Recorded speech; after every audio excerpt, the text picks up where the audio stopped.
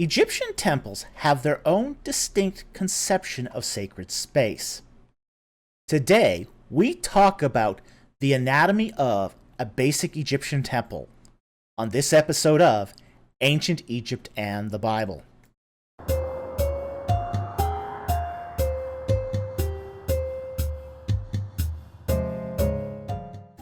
Egyptian temples are surprisingly diverse in their floor plans. And during the Old and Middle Kingdom periods, temple building went through an experimental or pioneering phase where the design of temples were all over the map. But by the New Kingdom, the plans became standardized so that each temple had consistent elements, even if variants to those elements existed. Today, we look at the basic design of a standard New Kingdom temple. Towards that end, we are going to use the footprint from the Temple of Khonsu at Karnak as our rubric, while showing you examples from other notable temples. The simplicity of this temple's layout demonstrates all the salient features of New Kingdom temples, without any of the extravagancies of older or expanded temple complexes. So with all that said, let's get into the anatomy of a temple. First, the outer wall and temenos. This is an area from the outer extremity of the temple complex up to the outer wall of the temple. For the average person in Egypt, this is as close that they got to the religious life inside of a temple that was too sacred for the unwashed masses to enter. Those wishing to worship the gods would pray at the walls of the temple, burn offerings there, and even left ear-shaped amulets at the base of the wall. The purpose of these amulets was so that the god inside had an ear to hear the prayers of the people on the outside. Next, the peristyle hall. The peristyle hall is a columned hall that was not completely covered by a roof. The periphery had some covering, while the center of the hall was usually an open courtyard. During important festivals, the peristyle hall was open to the pot people. No, not the pod people from Invasion of the Body Snatchers. The pot people. In Egypt, there were several social strata. When they referred to all the people together, they were called the Ramech.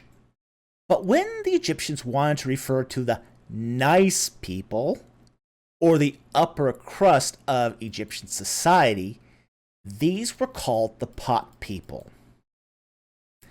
These upper strata were the only people allowed to enter the peristyle hall during important festivals.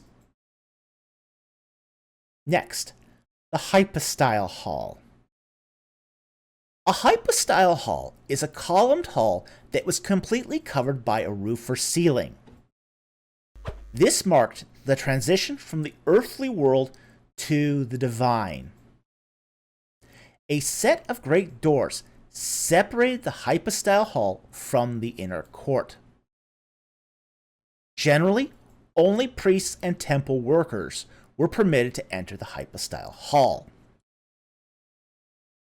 The inner court.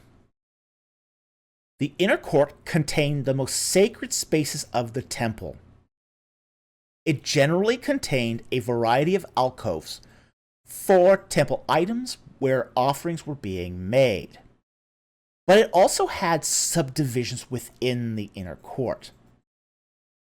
The most important of which was the Great Seat.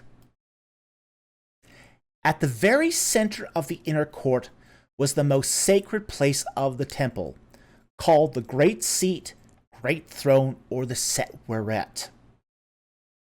The Great Seat is a massive, complete shrine that was built inside of the temple.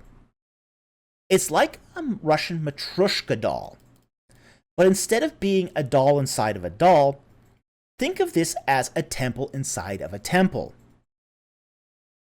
The great seat was often made of the finest materials like alabaster, granite, or fine limestone. The great seat housed a plinth upon which rested the sacred bark of the god.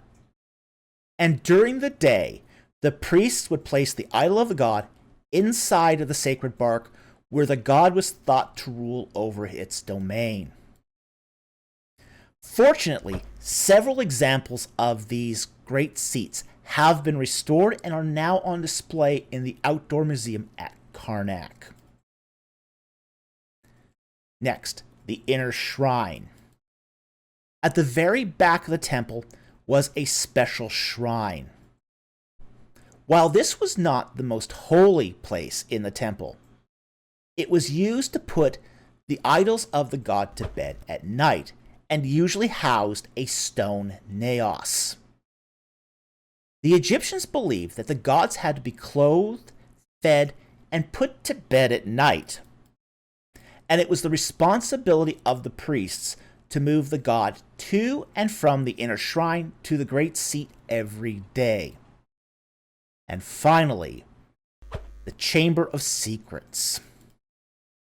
Many temples also had what was called a Chamber of Secrets. And no, Harry Potter did not invent this idea. A Chamber of Secrets is a chamber or tunnel beneath a temple that was used by priests to conduct sacred rites. Chambers of Secrets have been found at many temples in Egypt, but by no means all, which is not surprising since they were meant to remain a secret. Perhaps the best known Chamber of Secrets was found at Dendera Temple that contained the alabaster relief of the famous Dendera light bulb, which was really a stylized lotus pod. The secrets or religious rites that were performed in these chambers did not necessarily require the presence of the god per se, but were important for the ritual life of the temple. Such rites would include investiture of new priests or consecration of sacred objects. So this covers the basic components of an Egyptian New Kingdom temple. These elements continue to be used by temple builders until the Islamic conquest. The Egyptians will take these basic concepts of temple architecture and expand upon them, duplicating or stylizing them. But ultimately, these architectural components retain their original functions. So, anyway, thank you very much for watching. I hope you found this interesting and learned something, and I will see you next time on Ancient Egypt and the Bible.